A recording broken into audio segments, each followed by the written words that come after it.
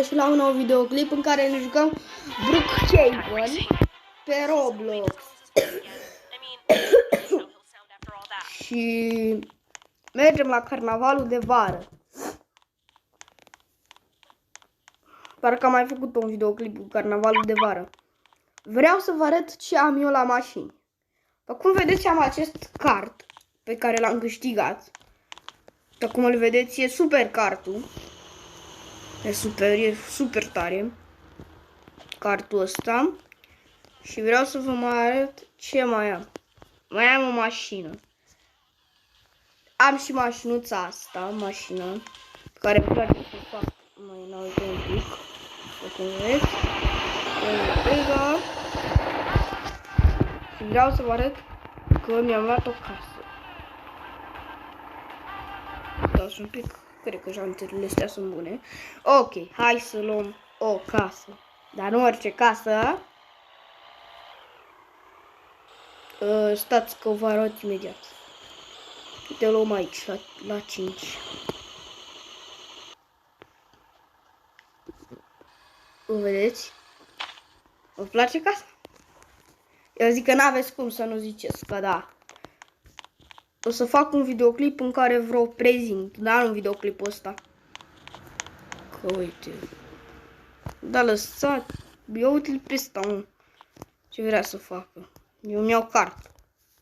Cart. Vreau să le arăt că am câștigat și cartul. Da, uite acolo ei tu. Mi-au jeepul meu. Pleacă, mă. Că nu te iau.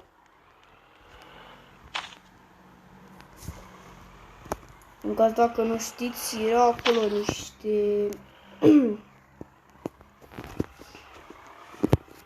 niște playeri. Când am făcut cartul, nu mă lăsau să-l fac, efectiv. Și după ce l-am luat, efectiv m-au nebunit să iau. Efectiv, mergeau doar după mine. Dar efectiv nu i-am luat. I-am lăsat efectiv să se joace ei. Și am ieșit după ăla și am intrat pe altul. Pentru că nici ei nu m-au lăsat să-l fac, adică nici eu nu le-am dat voie să se urce în cartul meu. Efectiv. Uite acolo ăla de carturi. Și vreau să vă arăt ce am câștigat. Cum vedeți, am aici toate astea însemnate, deci le-am câștigat. Și vreau să vă arăt ce am câștigat eu așa.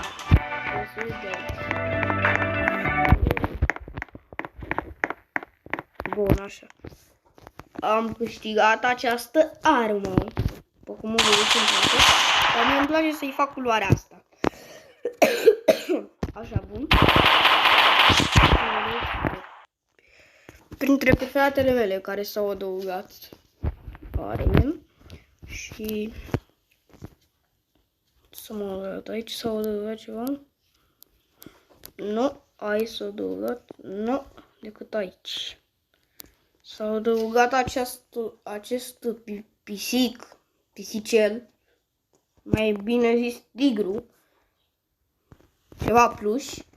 Și s-a mai adăugat, bine, asta puteți să le luați doar dacă aveți tichete. Eu am, uite, îmi scrie acolo sus în dreapta tichetele, nu știu dacă le vedeți, ok?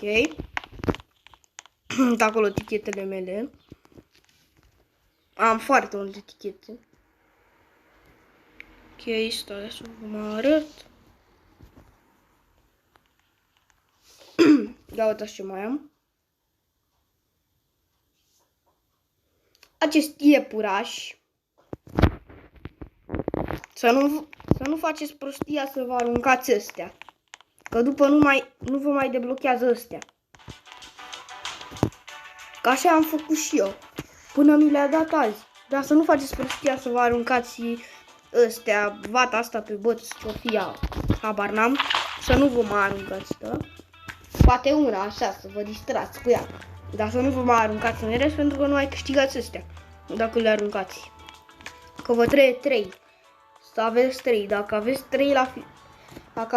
3 neconsumate, merge la toate dacă ai 3. Și ce mai am? O să vă mai arăt ce mai am pe aici. Șavun. Aceste mingi, acel iepure, în pălărie. Uitați cum jonglez cu astea. Yay! Acest tun, cred că l-are toată lumea, că a fost în carnaval și cred că l-are toată lumea. Pe ăsta, chiar dacă nu l-a câștigat aici, poate l-a câștigat la celălalt carnaval. Uitați. E la fel ca celălalt tun, doar că scrie 26 și e altfel. E mai diferit un pic, dar așa la culoare diferă și numărul de pe el, 26. Și vreau să vă mai arăt. Ce să vă mai arăt? Am arătat acest tun. Am acest de ăsta de zburat cu tot 26. Care pot să zbor cu el. După cum vedeți, zbor cu el. Și n-am știut ce e ăsta până l-am luat. Și mi-am dat seama că e un aruncător de baloane de apă. Acum mi-am dat seama ce e. Am această minge de basket câștigată. E o minge secretă. Am această mingiuță. Parcă nu aveam pe asta sau nu mai știu, că s-a băgat acum, cred. Cred că s-a băgat acum. Ce mai am? Aceste baloane care poate să facă chestia asta. Da. La arme v-am arătat. Ce mai am de arătat? Mai am de arătat, uite, aici. Vreau să vă arăt ceva. Aici. Bun. Am acest topogan. Da. Am această trambulină.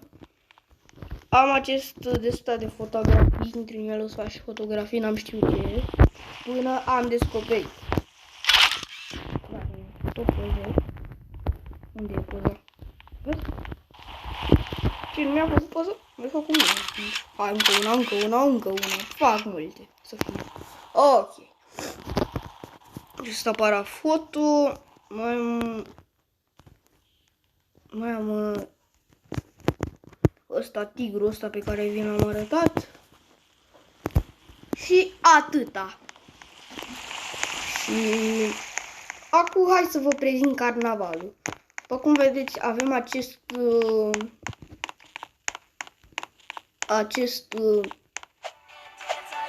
cum să-i, nici nu știu cum să-i spun, ceva scaune așa și te ridică în sus. Avem acea roată. Aici avem mașina unde mâncăm la cel mai bun restaurant din Brookhaven. Asta e cel mai bun restaurant din Brookhaven. Și avem acea roată, scena. O să intre o cântăreață în 27 de secunde. Aici casa, care asta este cu premium, nu? Cred că da, e cu Rubix, da, e cu premium, dacă ai premium poți să iei. Aici de astea unde am câștigat și arma. Unde am câștigat mingile, bun. Ceva pe care, dacă vă jucați Brookhaven, cred că știți despre ce e vorba. Topoganele la casă, are topogane, are această mașină, dacă vă cumpărați, vă dă mașina aia. Are aici de asta de joc, ursuleți, tot ce trebuie. Am crezut că ne dă casa asta, dar nu ne-a dat-o, a dat altfel. Uite, dacă luați un balon și dați în asta și se pune prietenul vostru acolo, a căzut, cade în aia. Aici frumos bucătărie, o mașina Mercedes, o Mercedes model vechi. Ce mai arăt aici? Uitați. Uitați aici bucătăria. Mame, ce bucătărie, mamă. Nu știam că are o bucătărie atât de tare, super. E super casa asta. Dar îmi place și a mea. Îmi place mult de tot. Vă prezint într-un videoclip. Cred că chiar azi să fac un videoclip. Aici frumos baie, mane, mamă ce dormitor. Nu prea îmi plac dormitorile astea cu un pat, efectiv. Cu un pat decât Trebuie cu 2. Mi-mi plac alea cu 2. Ok, să fie patul mare. Ok, și mai sus avem acest, cum să-i spun, ceva foișor, dar nu mai foișor, nu e asta. E ceva terasă, e o terasă asta, e terasă. Da, uitați cum arată terasa, e super casa, e super. Și băi și fete, vă mai arăt pe aici chestii. Vă arăt la curse, vă mai arăt, că nu v-am arătat. Ia uitați aici la curse ce e. Eu nu mi-au carturi de astea efectiv. Eu le iau pe ăsta cel mai bun, tată, pentru că l-am câștigat, deci să iau carturi de astea proaste. Eu de ăsta bun. Nu iau de alea proaste să fac accident cu ele. Bine, cred că cu ăsta fac accident mai mult, că prinde mai mare viteză. Nu? Bă, mie nu-mi pasă cum merge. În partea treia că l-am câștigat și aia e. Haide, hai. Uite aici, nu mă lăsau să trec deloc. Și la ieșire din tunel nu mă lăsau, efectiv. Nu mă lăsau aia să trec, să câștig și eu. Până am făcut 50 de ture și atunci gata. Mi-am câștigat și o recompensă mașină. Bine, mai am o recompensă mașină. Aia chiar e mașină, e un Mercedes Jeep. Ok, am câștigat niște etichete de astea, nu, strică 40 de etichete. Eu ies direct cu cartul de aici pentru că l-am câștigat. Direct cu cartul. Fără probleme. Fără problemuțe, efectiv. Îmi place mașina asta de la update-ul minionilor. E super. E super mașinuța asta. Dar nu vorbim despre update-ul minionilor pentru că acum nu e update-ul minionilor. A fost. Și chiar a fost tare. Recunosc. Și îmi place și astea. Dar nu înțeleg de ce s-au adăugat rachete. În Brookhaven. Nu înțeleg de ce s-au adăugat. Ce să fie adăugat rachete de astea efectiv? Cu ce scop? Bă, sunt frumoase. Asta e adevărat. Asta e cumpărată mea. Scrie Brookhaven. Ok. Băi, fete, cam atât și cu acest videoclip. Sper că v-a plăcut. Eu am fost Andrei. Pa, pa!